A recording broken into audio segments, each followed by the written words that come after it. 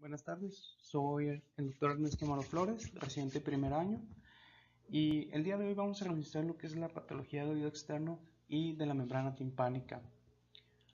En este esquema coloco lo que es el oído para recordarnos un poquito de lo que es la anatomía, entendiendo por ejemplo de lo que es el meato, que es la entrada del conducto auditivo externo. Recordar también las porciones en las que se puede estudiar o las que se divide en la porción cartilaginosa y en la porción ósea. Recordando que la porción cartilaginosa es de 1/3 y la porción ósea es de 2/3. Este limita con lo que es la membrana timpánica. La membrana timpánica, pues aquí la podemos observar. Podemos ver las diferentes estructuras. Por ejemplo, podemos ver aquí el umbo, ¿sí?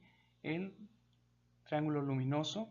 Esto de acá sería el anulos timpánico, ¿sí? Aquí veríamos lo que es el martillo, ¿sí? Y sus procesos o sus pliegues malleolares anteriores y sus pliegues malleolares posteriores. Inclusive aquí se puede llegar a ver un poquito de lo que es la trompa de Eustaquio. Hay unas consideraciones anatómicas que tenemos que tener en cuenta al momento de estudiar lo que es la patología del oído externo. Lo que son el foramen de Huschke y las fisuras de Santorini. El foramen de Huschke es un defecto en la osificación del conducto auditivo externo y esto tiene relevancia porque conecta lo que es la pared medial del conducto auditivo externo, ¿sí? Entonces esto nos permite que patología infecciosa o cancerígena se disemine con facilidad. Pasa lo mismo, aquí tenemos las fisuras de Santorini, que son unos canales o los canales de conductos linfáticos que conectan la pared lateral y estos se extienden hacia lo que es la parótida, la fosa glenoidea e inclusive la fosa infratemporal. Entonces, como ya había mencionado, da paso a que infecciones, da paso a que neoplasias puedan discurrir por estas fisuras y llegar a tejidos adyacentes. Hay que recordar en lo que es el estudio histopatológico, en lo que es el conducto existe la unidad apopilosebácea. Esta es la que nos ayuda a mantener la homeostasis dentro del conducto auditivo externo. Lo que es la cerilla, ¿sí? Junto con la piel, el pH, todo eso regula a que no haya procesos infecciosos. Entonces tenemos que la piel, el cerumen, es una capita que nos va a dar protección contra infecciones, lo más frecuente. Entonces cualquier alteración que discurra en una interrupción en la piel o el estar manipulando mucho el oído o estar limpiando constantemente el oído conlleva a una pérdida de esta hemostasis y por consiguiente es más frecuente que haya infección. Entonces, de lo más común que vemos es que haya pacientes que utilicen los Q-tips, también pueden utilizar dedo y pasadores, ramitas, clips, todo lo que puedan encontrar a su mano, lo introducen dentro de sus oídos y todo eso barre con lo que es el cerumen, pueden lacerar lo que es el conducto y esa pérdida de la integridad de esas dos cosas es lo que lleva a procesos infecciosos. La flora normal que tenemos dentro del conducto auditivo externo es Staphylococcus auricularis, Staphylococcus epidermidis, también hay difteroides y también hay ciertas clases de streptococos y enterococos. La otitis, ya entrando a lo que es la patología, empezamos con la otitis externa aguda.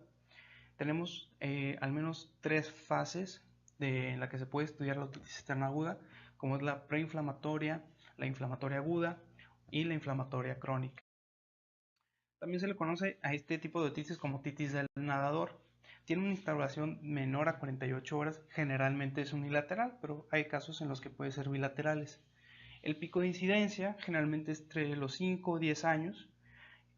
También hay un aumento en la incidencia en lo que son los adultos mayores de 20 y ya para los 50 años esa incidencia empieza a disminuir.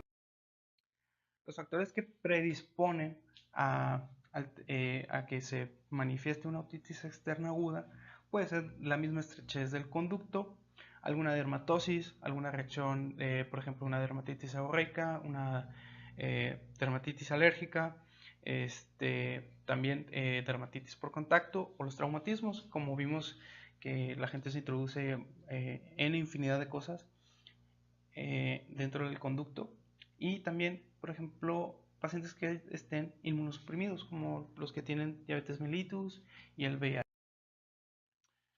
De los patógenos que más se aíslan en la otitis externa aguda, el principal es Pseudomonas aeruginosa, también Proteus mirabilis, Staphylococcus epidermidis y Aurus son los más comunes, y el 10%, configurando el 90% de todos los patógenos, y en un 10% se encontrarían las micosis, por ejemplo Aspergillus y Candida, que en un momento más hablaremos de.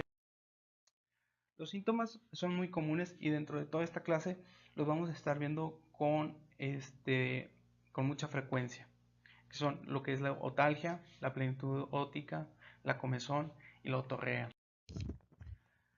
Los signos y en el examen físico, lo que vamos a observar siempre en un paciente con otitis externa es edema, eritema, otorrea, y a lo que es la movilización del pabellón auricular se puede presentar dolor. Y otra cosa que también podemos encontrar es el signo del trago positivo, que es al presionar el trago le generamos un dolor o una inconformidad del paciente. La otitis externa aguda tiene una historia natural de su enfermedad. Si nosotros dejamos que la otitis externa avance, vamos a pasar de un cuadro leve, moderado a uno severo. Y todos esos van cambiando radicalmente en lo que es el tratamiento. Por ejemplo, en la leve se puede ver un poquito de edema, eritema del conducto, ligeras secreciones. Ya en una moderada, la misma inflamación y el edema van obliterando lo que es el conducto auditivo externo, y en etapas severas el conducto puede estar completamente obliterado. Y esto es lo que podemos observar al menos en un estadio leve, como vemos eritema en todo lo que es el conducto, en las paredes del conducto. También vemos un poquito de detritus, también se puede observar la otorrea, ¿sí? En estadios más avanzados ya es cuando empezamos a ver la obliteración del conducto auditivo externo, ¿sí? En estos casos ya ocuparía algún manejo con antibióticos orales, aparte de antibióticos tópicos, etcétera. Pero eso lo vamos a describir más adelante. De las complicaciones que puede llegar a una otitis externa aguda, pues es la celulitis, la erisipela, la pericondritis, que es la inflamación del pericondrio. La condritis sería propiamente el cartílago, o que esta otitis externa no resuelva y se lleve a una cronicidad. Dentro de los diagnósticos diferenciales, pues tenemos que tener en cuenta que, por ejemplo, las otitis medias crónicas supurativas, que están arrojando secreción y secreción, esa secreción puede alterar lo que es la piel y también el cerumen, y eso conlleva una reacción inflamatoria y puede causar una otitis externa. Las dermatitis por contacto, como ya habíamos platicado, la otitis externa bulosa, que la veremos adelante, y la psoriasis, dermatitis seborreica. El tratamiento consiste dependiendo de la fase en la que estemos. Por ejemplo, una otitis externa leve se puede tratar con una limpieza del CAI, y recordar siempre que la limpieza del conducto tiene que ser lo menos instrumentada posible. Hay que retirar todos los detritus, todas las secreciones, pero tratar de no manipular mucho porque podemos agravar más la inflamación y el dolor de los pacientes. Entonces, en un leve, con una limpieza y un tratamiento antibiótico tópico adecuado por un periodo de tiempo aceptable, con eso tienden a remitir. Ya casos de moderados a severos, Hay que valorar si es necesidad de dar antibiótico oral o en casos severos, ya que haya alguna diseminación a tejidos adyacentes, hospitalizarlo y dar tratamiento IV. El esteroide tópico es de mucha utilidad, generalmente en casos de infecciones moderadas a severas, y en caso, por ejemplo, en las otitis externas que van hacia cronicidad, en algunos casos la proliferación del conducto, del epitelio del conducto, llega a obliterar tanto y no remite. En esos casos, que son muy pocos, ellos son candidatos a cirugía, a retirar todo ese epitelio excesivo, ¿sí? que no remitieron al tratamiento oral, que no remitieron al tratamiento IV. En esos casos se puede llegar a una cirugía, pero es muy raro que se llegue a esas instancias, porque suelen remitir bien solamente con la limpieza del conducto y los tratamientos antibióticos adecuados. En caso, por ejemplo, de que una otitis externa aguda evolucione a la cronicidad, podemos nosotros enfrentarnos a esto, que es una osteomielitis de base de cráneo. Esto generalmente es potencialmente mortal. Ya en la actualidad ha disminuido mucho por la disponibilidad de antibióticos. Generalmente afecta a personas que tienen VIH, de una diabetes mellitus tipo 2 descontrolada o adultos mayores. Los patógenos que están fuertemente asociados es Pseudomonas en primer lugar, pero también puede ser Klebsiella, Staphylococcus y algunas micosis, por ejemplo Aspergillus. Esos son los que pueden llegar a dar una osteomielitis de base de cráneo. Cabe recalcar también que antes era conocida como una otitis externa maligna, pero eso ya en la actualidad está en ¿cómo podemos decirlo? En desuso. Ya prácticamente en la literatura se habla de osteomielitis de base de cráneo o osteomielitis de hueso temporal. Los diagnósticos. Hay que tener en cuenta estos criterios. Por ejemplo, una otalgia mayor a un mes, que se acompañe de una torrea purulenta. Al examen físico, observar un tejido de granulación, como es el que podemos observar aquí. O que haya afectación del séptimo y de los pares craneales bajos. Se habla en la literatura que la afección del séptimo par se puede encontrar hasta en un 30% y de los pares bajos, ¿sí? Que es el osofaringio, el vago, el accesorio y el hipogloso en un 15%. Y que no haya tenido una respuesta al tratamiento adecuado, o sea, una otitis externa que se haya dejado evolucionar a la cronicidad, que no haya respondido al tratamiento antibiótico o que se hayan seleccionado mal, pueden desencadenar una osteomielitis de base de cráneo. Es bien útil, aparte de estos criterios diagnósticos, utilizar estudios de imagen. Aquí tenemos, por ejemplo, la tomografía, ¿sí? En la que lo que más se va a evidenciar en la tomografía es una reabsorción del hueso, ¿sí? Lo que es la osteomielitis empieza a comer el hueso. Entonces hay una actividad osteoclástica. Lo que es la resonancia magnética nos va a ayudar para ver tejidos adyacentes. De las complicaciones más comunes, por ejemplo, de una osteomielitis de base de cráneo es una meningitis. Bueno, entonces una resonancia magnética nos va a ayudar a observar, por ejemplo, el estado de las meninges, la integridad, por ejemplo, de estructuras adyacentes, inclusive lo que es el encéfalo. También uno de lo que está muy en boga, aparte de la tomografía y de la resonancia magnética, es la gammagrafía. Se habla, por ejemplo, de la gammagrafía con tecnesio 99 que tiene una alta sensibilidad. Inclusive se habla de que se puede llegar a percibir en el estudio una actividad osteoblástica tan pequeña como la de un 10%. ¿Sí? Lo que es la tomografía, el gamagrama con gadolinio 67, generalmente se utiliza más para seguimiento, inclusive una vez dado el tratamiento adecuado a una osteomielitis de base de cráneo, una negativización de de una gamografía con gadolinio es indicativo de que ha funcionado el tratamiento. En otros estudios también reportan que es comparable el gadolinio 67 con el indio 111. También ha mostrado buenos resultados en lo que es el seguimiento de los pacientes. Y el tratamiento, siempre antes de iniciar cualquier tratamiento ante una patología tan grave como es esta, hay que tomar un cultivo y una biopsia. Generalmente el cultivo se toma de la secreción si es que se llega a encontrar, y la biopsia del tejido de granulación que ahí se encuentre. Lo principal que se utiliza son fluoroquinolonas, pero cualquier antibiótico que tenga actividad antiseudomonas es efectivo. Se recomienda mínimo por 6 semanas el tratamiento con antibiótico y un control metabólico estricto de lo que es los niveles de glucosa, porque eso es un indicativo.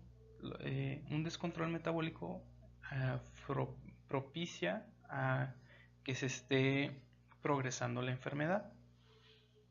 También el monitoreo de pares craneales, como ya los habíamos revisado, el 7, el 9, el 10 y el 11, inclusive el 12 también.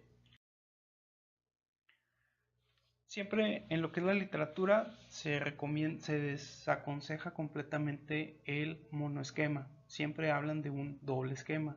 Cualquier antibiótico que tenga actividad antiseudomonas y aminoglucósidos.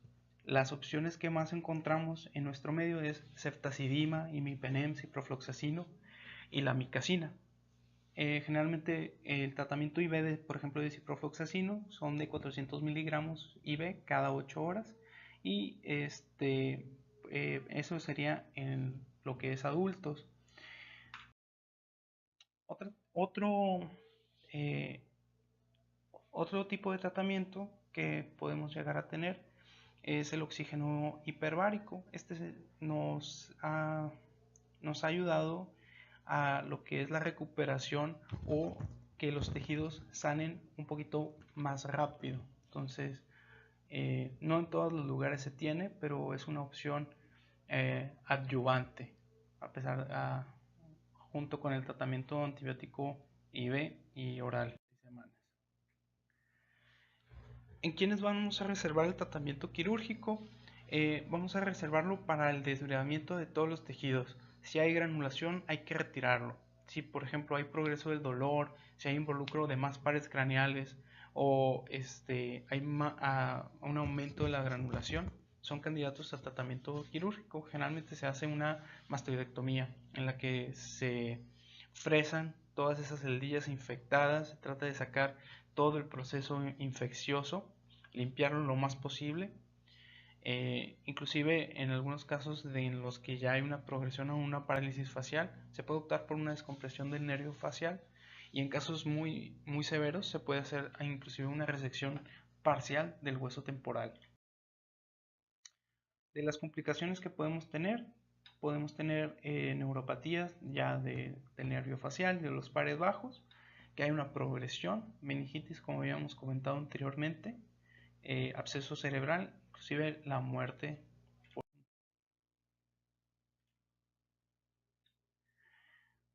Pasamos a lo que es la otitis externa bulosa. En esta es una condición muy dolorosa en la que se observan bulas o vesículo a nivel del conducto auditivo externo, y estas se observan hemorrágicas. Estas no se deben de funcionar, ya que tenemos el riesgo de una sobreinfección. El microorganismo mayormente implicado es Pseudomonas. Aquí solamente se recomienda lo que es el tratamiento tópico con analgésicos y antibióticos tópicos. En caso de tener una sobreinfección, pues se agregaría un antibiótico oral.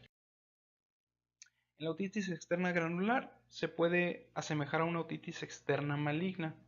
Generalmente hay una historia de una otitis externa resuelta o parcialmente resuelta a una dermatitis de contacto, y en esta se puede observar tejido de granulación, que generalmente suele remitir con el antibiótico tópico, analgésicos, y si el granuloma llega a obliterar lo que es el conducto, está descrito que se puede utilizar una cintilla.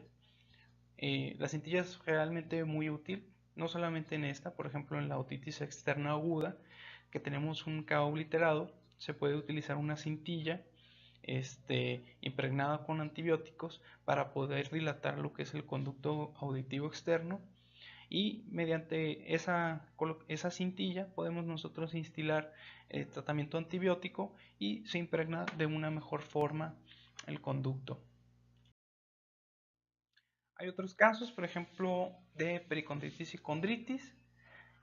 Pues ya habíamos platicado que pericondritis es la inflamación del pericondrio, o sea, lo que envuelve al cartílago, y la condritis la inflamación propia del cartílago. En esto es bien importante observar a detalle lo que es el pabellón auricular. Si es necesario, hacer una debilidación del tejido que no esté vitalizado e implementar antibióticos orales. En caso que, por ejemplo, se extendiera a lo que es a la porción retroauricular o se extendiera a parótida, ahí tendríamos, por ejemplo, que utilizar antibióticos IV. Es posible en algunos casos que se requiera revisión en quirófano y, como les decía, retirar todo el cartílago. Otra patología que podemos encontrar es la erisipela. ¿Sí? Este generalmente está producido por estreptococos beta hemolíticos y pues la sintomatología que producen es eritema, hay induración y dolor. Este tiene los bordes bien delimitados y pues el tratamiento es con penicilina intramuscular.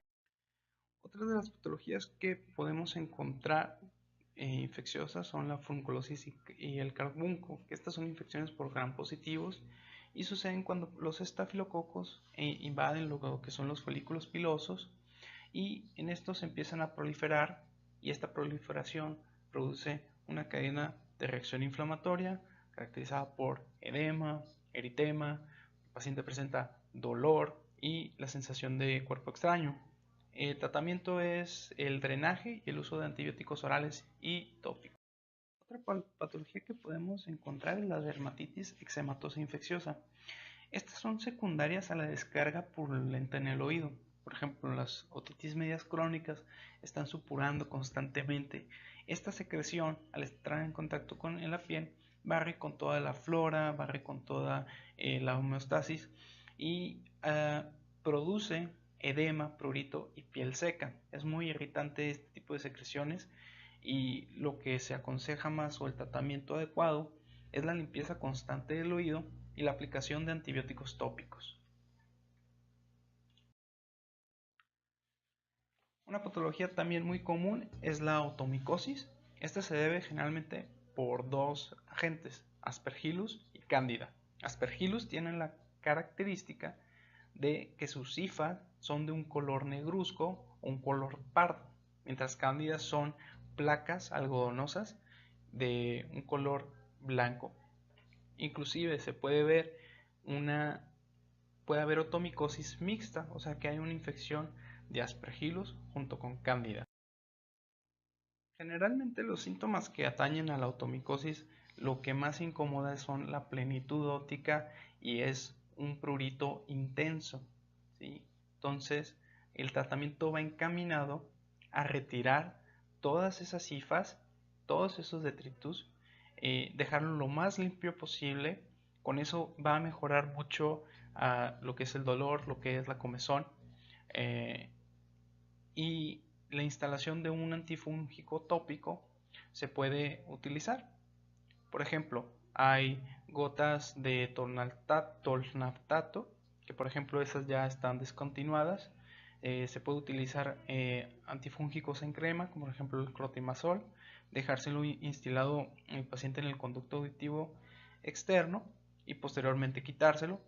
O inclusive hay unas cápsulas unas cápsulas que se colocan en el oído, se instilan por medio de una perilla, y ese polvito de las cápsulas se queda impregnado en lo que es todas las paredes del conducto y ayudan a remitir la otomicosis. Y lo más importante es el cuidado de oído seco. Es bien importante nosotros decirles a nuestros pacientes de esta medida, porque a nosotros evitar que entre agua dentro de ese oído, vamos a hacer que se cure mucho más rápido.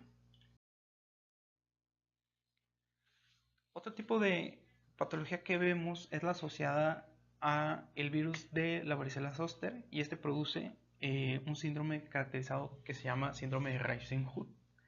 Aquí lo que sucede es que, como nosotros sabemos, el virus de la varicela se aloja, tiene un neurotropismo, entonces se aloja en los en los ganglios nerviosos, y cuando hay un proceso de inmunosupresión por alguna infección, algún descontrol metabólico, se reactiva. En el caso propiamente del síndrome de Reising-Hood, ocurre a nivel del ganglio geniculado, ¿sí? Que es el del nervio facial.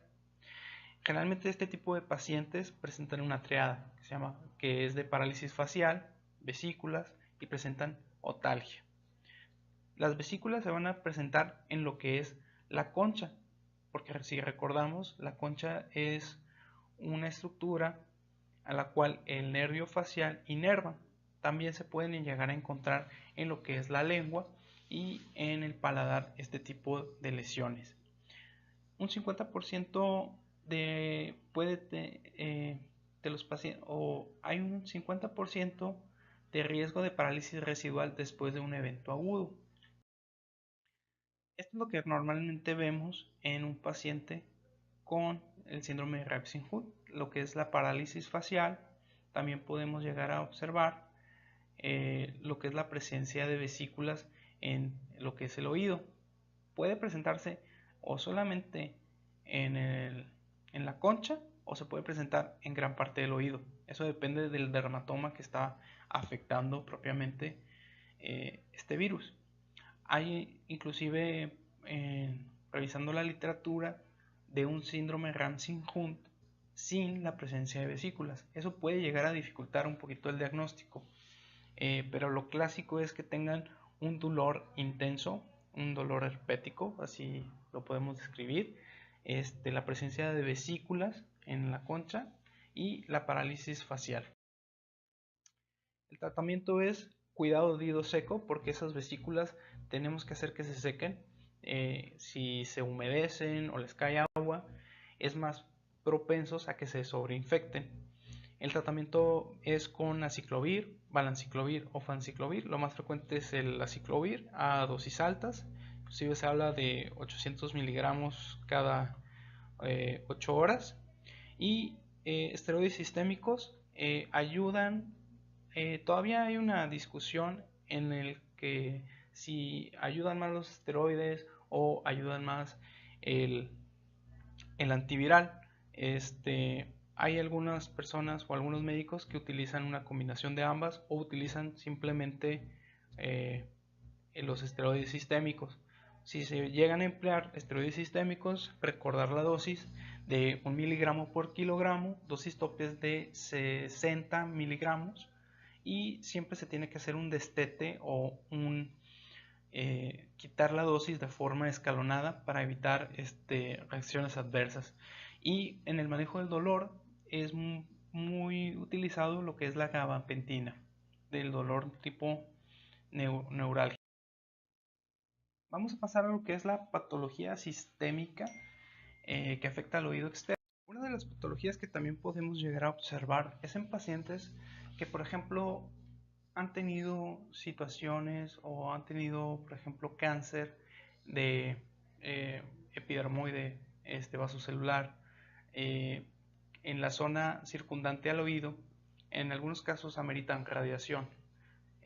Algunos pacientes que son sometidos a eso desarrollan una reacción o una alteración en lo que es a nivel de la piel, y la radiación puede tener efectos muy graves, como por ejemplo la osteoradionecrosis, y esta se puede acompañar de secreción purulenta, y eso se debe a que la radiación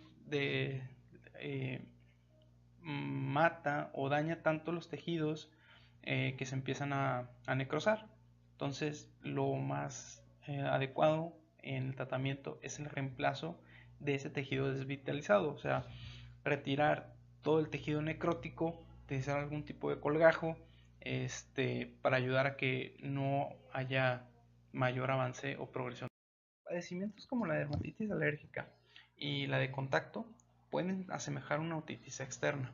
Sus síntomas típicos son por ejemplo, comezón y descamación. En este tipo de casos, lo aconsejable es retirar lo que es el alergeno que causa la dermatitis por contacto, por ejemplo, no sé, hiedra venenosa, puede ser algunos componentes como el níquel, pueden producir una reacción adversa en lo que es la piel, generar un proceso de inflamación y hay que humectar muy bien esa piel, por ejemplo en el caso de la dermatitis alérgica o dermatitis atópica. Y el tratamiento, si acaso son muy severos, hay mucha inflamación, mucha descamación, se puede utilizar esteroides tópicos en forma de crema para minorar los síntomas, pero por periodos cortos, no mayores a 5 días. Otra enfermedad de origen autoinmune es la policontritis recidivante. En esta hay una destrucción inflamatoria de lo que es el cartílago y afecta lo que es el oído externo, también afecta tráquea, bronquios, puede también afectar la nariz y esto va a traer con una deformidad, por ejemplo, de los cartílagos de la aurícula o una deformidad en silla de montar si afecta a los cartílagos de la nariz. En este el tratamiento es de esteroides sistémicos y tienen una buena evolución. Ya si acaso hay, ¿cómo se dice? Destrucción grande de los cartílagos, pues se pueden someter a cirugía para tratar de reparar esos defectos. Las manifestaciones del VIH generalmente es el sarcoma de Kaposi, que si recordamos son unas lesiones de color azul rojizo, generalmente se describen como hemorrágicas y en estas pueden llegar a afectar a cualquier parte de la piel. La piel de lo que es el pabellón auricular no es una excepción. Entonces el tratamiento aquí sería utilizar antibióticos antirretrovirales, inclusive para el sarcoma se utiliza quimioterapia, radioterapia y el interferón alfa. Otras lesiones que pueden manifestarse en el conducto auditivo externo a razón de una infección de VIH o un síndrome de inmunodeficiencia también puede ser el pólipo aural. Ahora vamos a pasar a las neoplasias benignas. Hago la aclaración, en esta clase no se va a ver las neoplasias malignas como tal, ya que hay una clase aparte que es neoplasias de oído, de hueso temporal y de base de cráneo, en donde se van a revisar con más a detalle. Vamos a revisar por esta ocasión solamente las benignas, empezando por la queratosis obturans, que estos son restos de queratina que obstruyen el conducto auditivo externo. Generalmente son bilaterales y son secundarias a una migración de lo que es el epitelio de una forma normal o inclusive el epitelio puede o puede haber una hiperplasia del epitelio con abundante descamación y oblitera lo que es el conducto. Aquí el tratamiento es la limpieza constante y el uso de antibióticos o esteroides tópicos en caso, por ejemplo, de que se hayan sobreinfectado. También las soluciones secantes nos ayudan mucho. Una de ellas puede ser el de agua destilada, la mitad agua destilada, mitad vinagre blanco como solución secante. Nos puede ayudar a que esto remita un poquito, pero es algo que puede llegar a suceder constantemente. Otra patología que tenemos es el colestetoma del CAE. Este afortunadamente es infrecuente. En esta hay una ulceración de la piel del conducto y hay una necrosis del hueso subyacente. O sea, el tumor, el colestetoma va creciendo hacia lo que es el hueso y se lo va comiendo.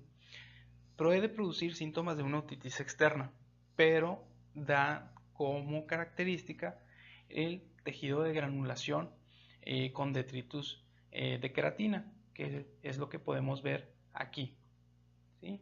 Entonces aquí podemos observar todo este tejido de granulación, inclusive puede ser tanto el tejido de granulación que llega a protruir del meato. Aquí el tratamiento es de la limpieza constantemente y la resección instrumentada del tejido del colestetoma.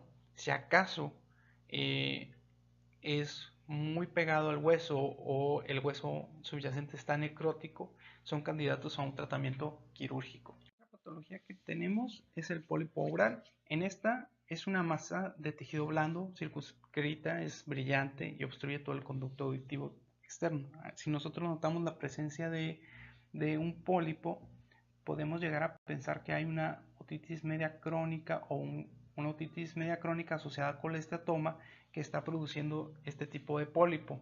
Aquí el tratamiento es de la resección o la cauterización con nitrato de plata. Eso depende del tamaño del pólipo y del involucro, por ejemplo, de estructuras adyacentes. Si hay involucro de estructuras adyacentes, pues lo que se recomienda es una resección. Otra patología benigna que podemos ver es el osteoma. El osteoma, a diferencia de su, por ejemplo, lo podemos comparar con la exostosis. El osteoma es unilateral, es pedunculado y esta generalmente se localiza en la sutura tímpano-escamosa, más lateral que la exostosis. Si nosotros realizamos una tomografía, en este podemos observar que es una área heterogénea, ¿sí? Menos densa que la exostosis. Entonces, aquí el tratamiento solamente se reserva, por ejemplo, si el osteoma es muy grande, oblitera el conducto o genera que haya acumulación de detritus o que el cerumen se impacte con frecuencia, es candidato a una resección quirúrgica. Y la exostosis, estas son patologías benignas, ¿sí? De base, de una base amplia, y generalmente son bilaterales. Esto se genera por una osteitis refrigerativa. Ocurre mucho en personas que practican, por ejemplo, el surf o la natación. Un mecanismo de defensa que tiene el oído externo es de hacer esta proliferación, esta osteitis, tratando de cubrir la membrana timpánica, de que no vaya a entrar ningún líquido o aire. De las patologías traumáticas, vamos a revisar lo que es el hematoma auricular, que generalmente es posterior a un trauma contuso, y en este hay un acúmulo de sangre en lo que es el plano subcutáneo. Hay que realizar incisión del hematoma y drenarlo. De lo contrario, vamos a tener un padecimiento. Si no se llega a hacer este drenaje, la misma sangre se va a ir comiendo el cartílago y lo va a ir deformando el pabellón auricular. Entonces lo que se realiza es una incisión, drenar todo el material contenido, que es sangre, y posterior dejar una férula compresiva que esté dándole forma al pabellón auricular. Se venda y se tiene revisiones periódicas para ver cómo va evolucionando. En caso, por ejemplo, de que no se trate, se puede llevar a una deformidad en oreja de coliflor o oreja de boxeador.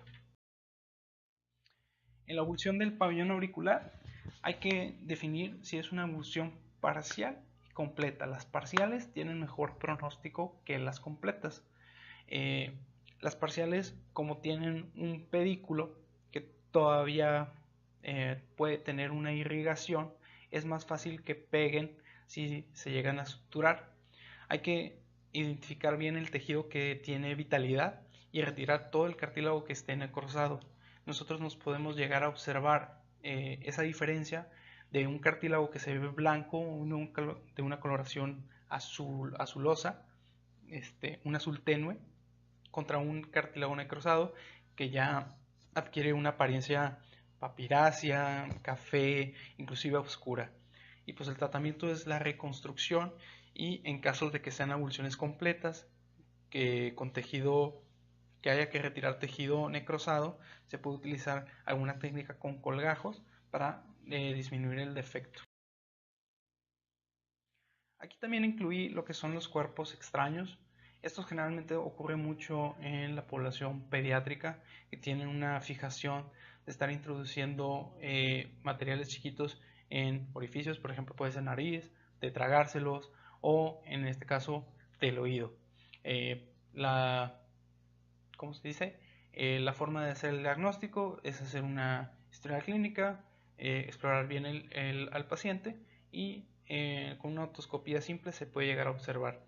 Y el retiro de estos cuerpos extraños puede ser instrumentado, puede ser con una cucharilla, puede ser con unas pinzas caimán. Todo depende de la forma del objeto, del cuerpo extraño. Por ejemplo, aquí tenemos un un cuerpo extraño circular. Aquí lo ideal sería utilizar alguna cucharilla para poder pasar por encima del objeto y traérnoslos con arrastre.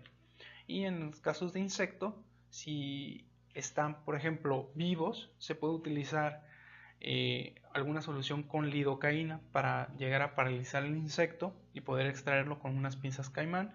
Y si está muerto o si no tiene vida, con las pinzas caimán se puede retirar fácilmente. Eso dependería de mucho de la cooperación del paciente para poder el cuerpo. Y también quise incluir aquí lo que es el cerumen impactado, que es una causa frecuente de consulta. Los pacientes generalmente se aquejan mucho de lo que es hipoacusia, de oído tapado, plenitud óptica y de zumbido. Con una simple exploración física podemos observar el cerumen impactado, y aquí lo ideal sería el retiro del cerumen de forma instrumentada, ya sea con aspirador o con una cucharilla. Se desaconseja mucho utilizar, por ejemplo, irrigaciones, porque si está obstruyendo completamente el oído, no podemos valorar la integridad de la membrana. Entonces, podemos estarle haciendo un daño al momento de nosotros estar instilando agua para tratar de sacar el cerumen.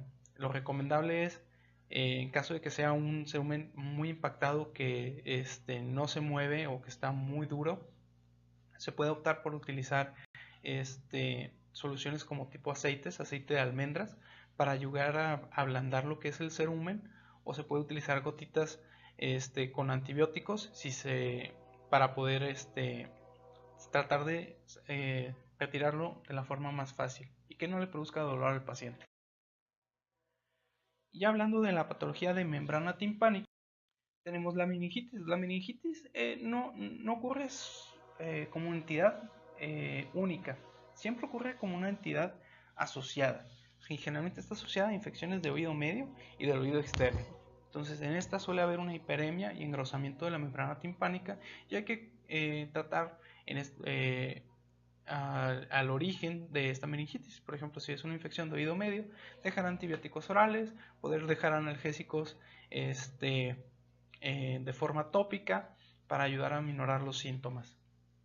O en el caso de que fuera una otitis externa, limpiar lo que es el conducto, dejar antibióticos tópicos, inclusive esteroides si son casos moderados. Y otra que tenemos es la meningitis bulosa. Esta está producida por Mycoplasma pneumoniae. En esta la otalgia es severa porque es a nivel de la membrana timpánica, y cualquier dilatación de esta misma produce un dolor muy intenso. Ocurre también una torrea cero sanguinolenta al momento de que estas bulas se llegan a romper, y los pacientes, aparte por la plenitud, llegan a sentir un poco de hipoacusia. Aquí el tratamiento es antibiótico y analgésicos. Y tenemos también la meningoesclerosis, que no es una patología como tal, pero son cambios que llega a sufrir la membrana timpánica con el tiempo, y se debe a depósitos calcificados en la capa media de la membrana timpánica. La historia generalmente es que pacientes que tengan infecciones recurrentes de oído, supurativas, la membrana timpánica hace su trabajo de regeneración, y si está sometida a ese estrés constante de rupturas, al final del tiempo, esa membrana timpánica va a adquirir estas características de depósitos de calcio. Generalmente son asintomáticos. Algunos pacientes, si la meningoesclerosis es muy severa, puede generar un poquito de hipoacusia o de plenitud óptica.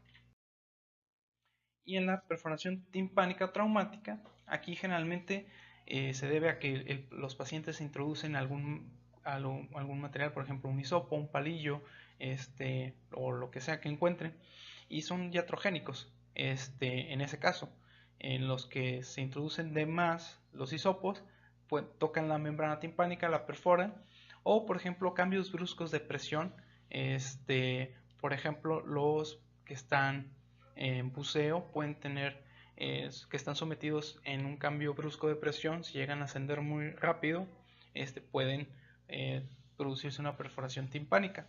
Generalmente el cierre ocurre un cierre espontáneo de 2 a 14 semanas, y generalmente el 70% de las personas que sufren una ruptura timpánica, a las 8 semanas, un 70% se cura.